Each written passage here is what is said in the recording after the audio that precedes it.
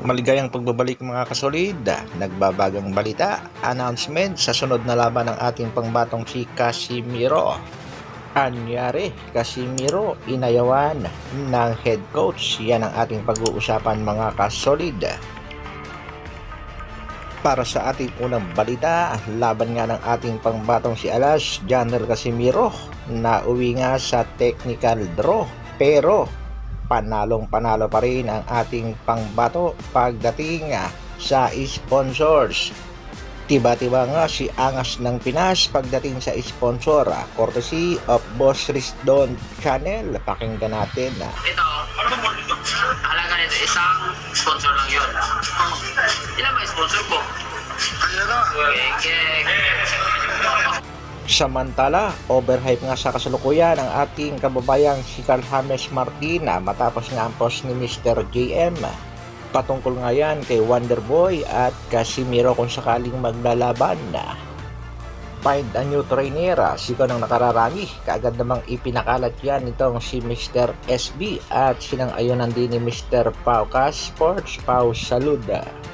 Wonderboy Martin, makikita natin hindi rin naman maganda ang kanyang ipinakita sa kanyang huling laban kontra kay Oscar Dugue, pero patuloy pa rin siyang iniya-hype sa kasalukuyan sa ating pangbatong si Janel Casimiro.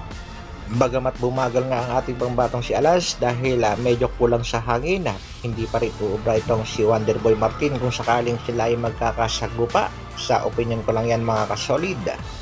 Dahil ayon nga dito kay Yukinori Oguni, after ng laban, sinasabi nga nitong si Oguni na nandyan pa rin talaga ang lakas ni Casimiro. Bagamat bumagal nga daw ito, pero ang lakas nito ay hindi nagbabago. Marami nga nagsasabi nga sisiw pa itong si Wonderboy Martin kung kaagad ihaharap dito sa Angas ng Pinas. Bagamat medyo bumagal nga at tila wala sa kondisyon itong si Alas sa kanyang huling laban, naniniwala naman itong mga Japanese promoter na makababalik ulit itong si Angas ng Pinas sa tamang kondisyon. Isa lang naman na nakikitang dahilan ng mga Japanese promoter, Casimiro sa tamang trainer at kakulangan sa pakikipag-sparring. Pero nangako naman itong mga Japanese promoter na gagawa nila yan ng paraan.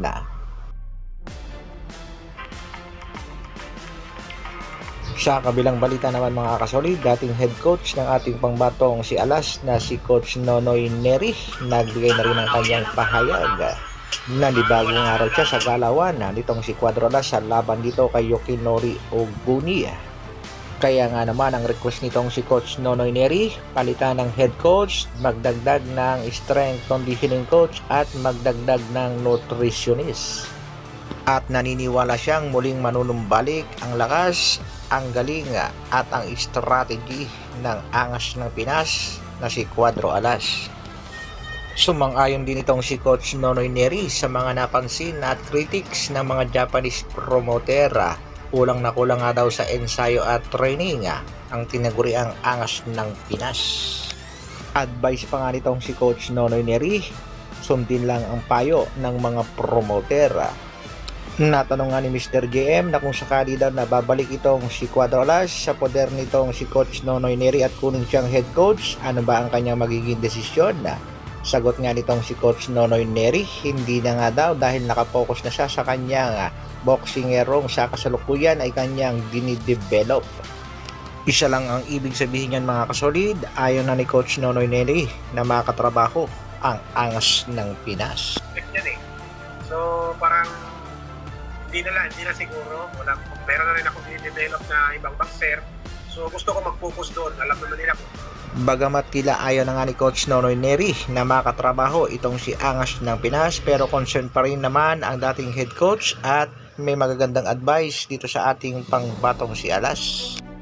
At banat ni Coach Nonoy Neri sa mga bashers, wag daw munang maghusga. Announcement naman sa sunod na laban ng ating pangbatong si Janel Casimiro. Ito nga ang laban kay Yukinori Oguni, Casimiro Oguni 2. Bagamat hindi pa official na in-announce ng mga Japanese promoter, pero nagpahayag na nga itong mga promoter at sinigundahan nga ito ng brother coach na si Jason Casimiro. Kayo Oguni, yan sa Pilipinas gaganapin. Tandaan nyo yan. Heto na mga kasolid, introducing nyo promoter ni Alas. Promoter. Kasi meron promotion. Call me promoter. Promoter. Kasi Call meron me promotion. promoter. Aba teka, anong nangyari dito kay Kuya Lods? From head coach, promoted to promoter. Isang pang pagod vibes lang yan mga kasolid. Ayon kasi dito kay Pau Salud, palitan na si Coach Jason. Ano ba ang dapat? Isang matinding komento naman dyan mga kasolid. At sino sa palagay nyo ang magiging head coach at magiging strength conditioning ng ating pangbatong si General Casimiro kung sakaling matutuloy nga ang kanyang ensayo sa bansang Amerika? At abangan natin mga kasolid ang bakbakang Casimiro Oguni Part 2. Hanggang dito na lang muna mga kasolid. Maraming salamat sa patuloy na pagsuporta at panonood. Isang like naman dyan, at sa mga bagong mapapadaan sa aking munting channel, pasubscribe naman. Mabuhay, Dr. Alvin Vlogs.